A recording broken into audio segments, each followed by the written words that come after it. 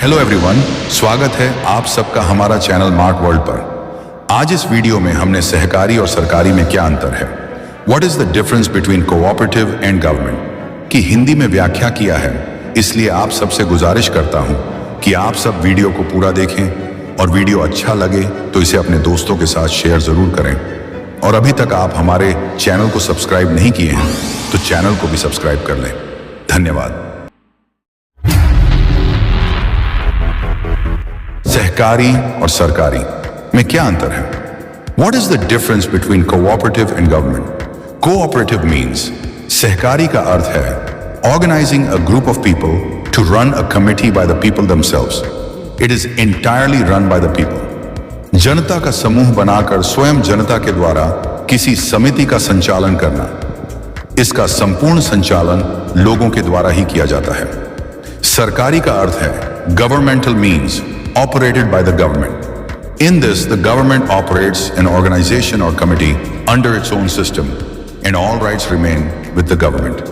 सरकार के द्वारा संचालित किया जाना एक environment, इसमें सरकार अपनी एक व्यवस्था के तहत किसी संस्था या समिति का संचालन करती है और सारे अधिकार सरकार के पास संरक्षित रहते हैं। सरकार एवं सहकार के क्या अंतर है? What are the differences between government and cooperatives? Both government and cooperatives play important roles in the development and management of society, but there are some fundamental differences in their objectives, functioning, and structures. To understand these, consider the following points. सरकार और सहकार दोनों ही समाज के विकास और प्रबंधन में महत्वपूर्ण भूमिका निभाते हैं, लेकिन दोनों के उद्देश्यों, कार्य प्रणाली और संरचनाओं में कुछ मौलिक अंतर होते हैं। इन्हें समझने के लिए निम्नलिखित बिंदुओं पर ध्यान दिया जा सकता है। परिभाषा डेफिनेशन गवर्नमेंट। सरकार, it is a formal institution responsible for the administration of a country or state, law and order, and the welfare of its citizens. The primary purpose of government is to maintain social order and provide public services. यह एक औपचारिक संस्था है जो देश या राज्य के प्रशासन, कानून व्यवस्था और नागरिकों के कल्याण की जिम्मेदारी संभालती है।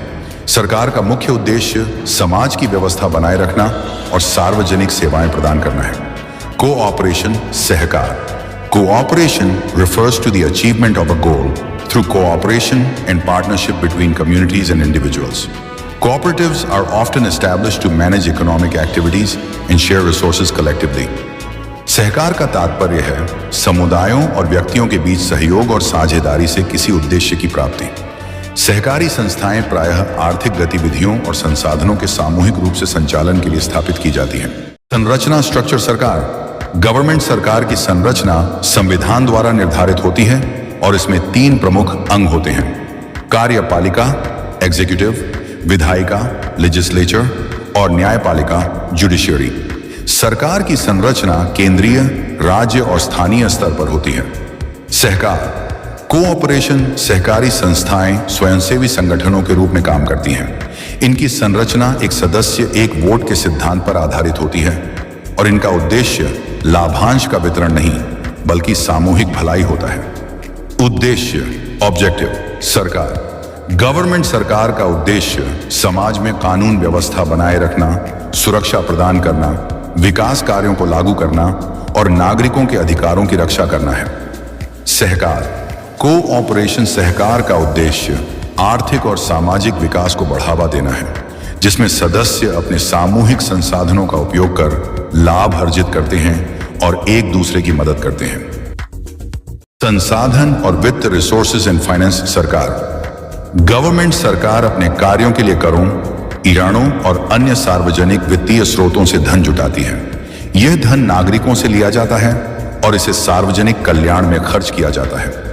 सहकार, कोऑपरेशन, सहकारी संस्थाएं सदस्य योगदान, शेयरधारिता और लाभांश वितरण के माध्यम से वित्तीय संसाधन जुटाती हैं। इसका उद्देश्य लाभ का वितरण न होकर सदस्य की भलाई होता है। निर्णय प्रक्रिया, डिसीजन प्रोसेस। सरकार, गवर्नमेंट सरकार में निर्णय प्रक्रिया आधिकारिक और कानूनी रूप से निर्धारित होती है।